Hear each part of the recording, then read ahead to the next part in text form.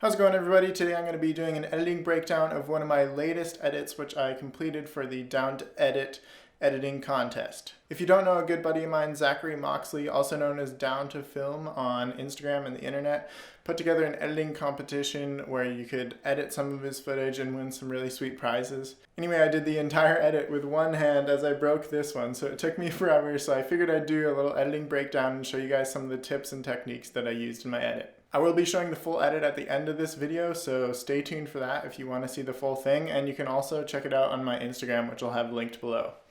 Thanks to Zach for putting this together. It was super fun to edit someone else's footage and just have a different view on it and not be married to any specific shots. Alright, I'll stop talking and we can jump into the edit. Okay, so now we are in Premiere Pro and this is my timeline.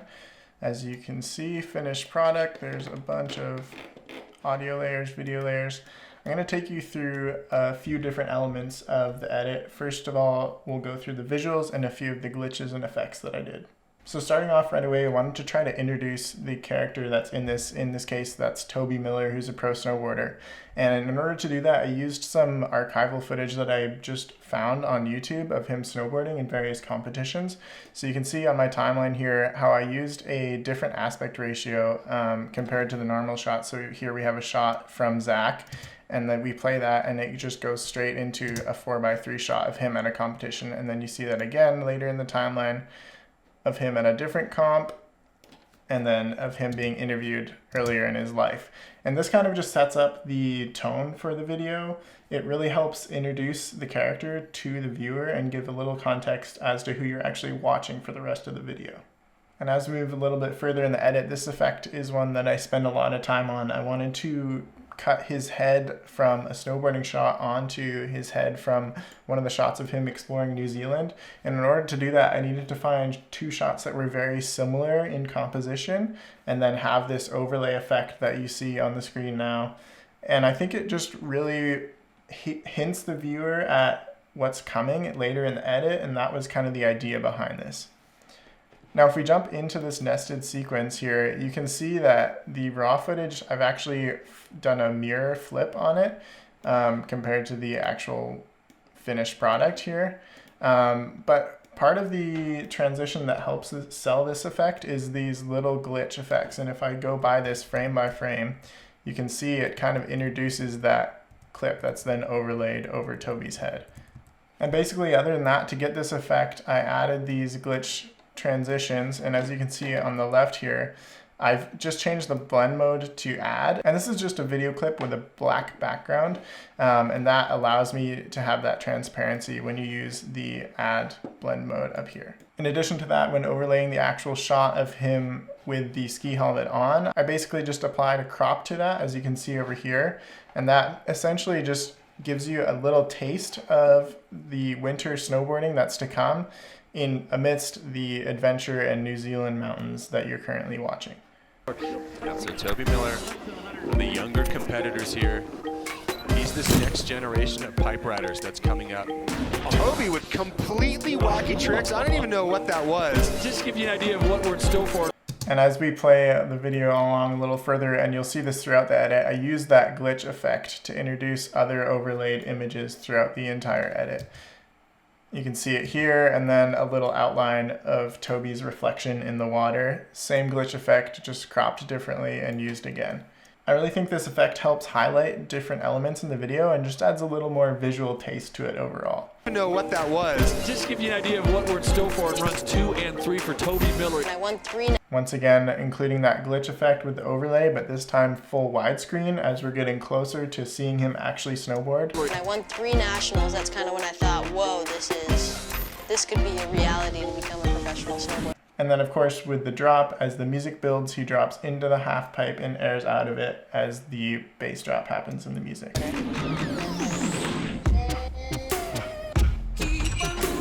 Pretty standard speed ramping throughout this. Again, a small glitch effect around him. Or I'll pause here. For this effect, I did a glitch, but it's a different kind of glitch. So this is called a Rgb Glitch Effect. And essentially what you do is if we look inside the nest here, we'll make this bigger. You can see that the color balance has been shifted, and so I've stacked 3 different clips of the exact same clip. On this one, the red color balance has remained, and I've removed the green and blue. On this one, I've kept the blue, and on this last one here, I've kept the green. And then all you have to do is make a slight shift in position on each of the clips, and that provides this glitchy color effect that you see here.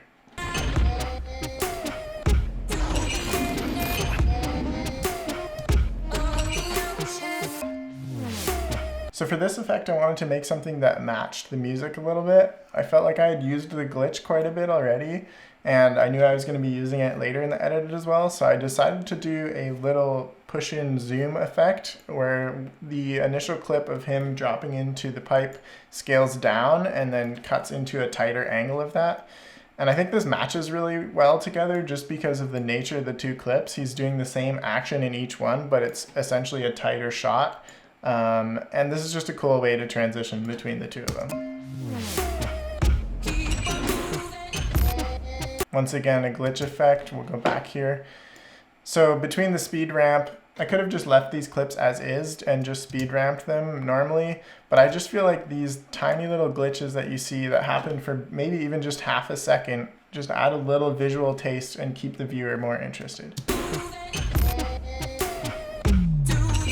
Now this effect, again, I wanted to do something based on the music and have a little bit of suspension of reality in it.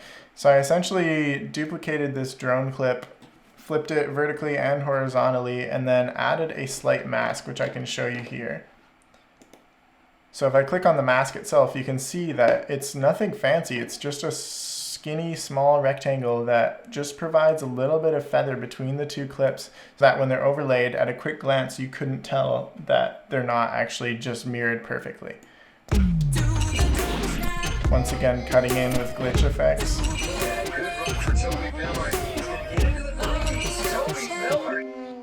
That pretty much wraps up the visual effects and the general vibe I wanted to go for over the edit. Obviously, if you watch the edit, you'll get what I was going for.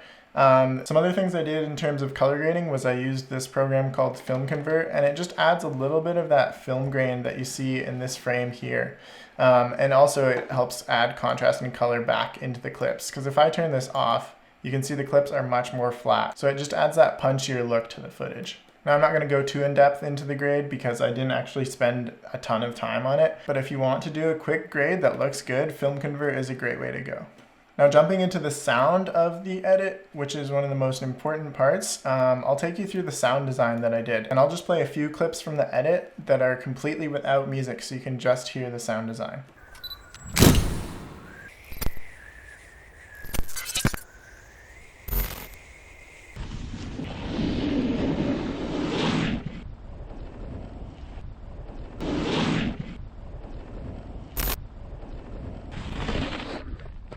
And now I'll play the same clips without the sound so you can hear the difference.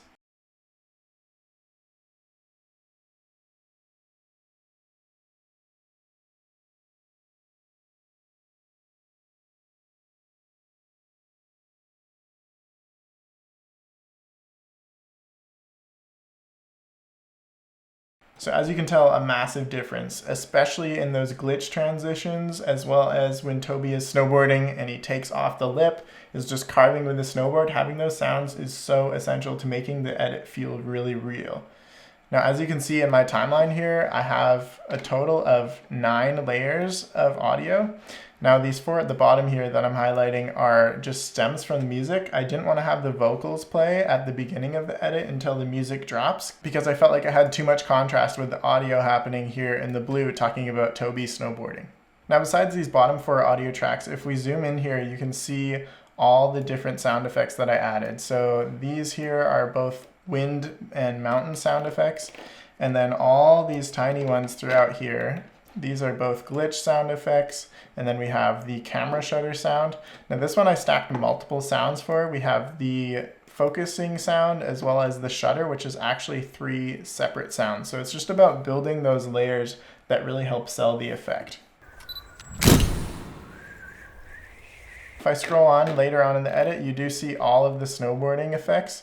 Now again, I just pulled these from YouTube from a snowboarding video that just had some really raw sound effects, and you can do the same. Like a lot of this footage, like the archived footage I was talking about that's in the 4:3 aspect ratio earlier, that was from YouTube. These sound effects are from YouTube. It's amazing the resources you can find online if you're just willing to take the time to search for them. Now there was a few clips in Zach's archive that had some raw audio from the location, but I wanted to build the sound design myself just to have full control and really to be able to control those levels and really help sell the effect. Anyways, that's just a really brief general breakdown of my thought process and how I edited this video. If you guys do want to see any more in-depth tutorials on how I did specific effects in this video, make sure to leave a comment on which ones down below, and I'd be happy to make that for you in a future video. So hopefully you guys enjoyed that editing breakdown. Thanks again for watching, and thanks again especially to Zach. A special shout out to you. You can go check him out. I'll leave his links below as well. It was super fun to edit someone else's footage, and hopefully you guys learned a thing or two in this video. If you did enjoy it, feel free to click that like button down below, as well as subscribe to see more filmmaking videos, and hopefully we'll catch you guys in the next one. Peace.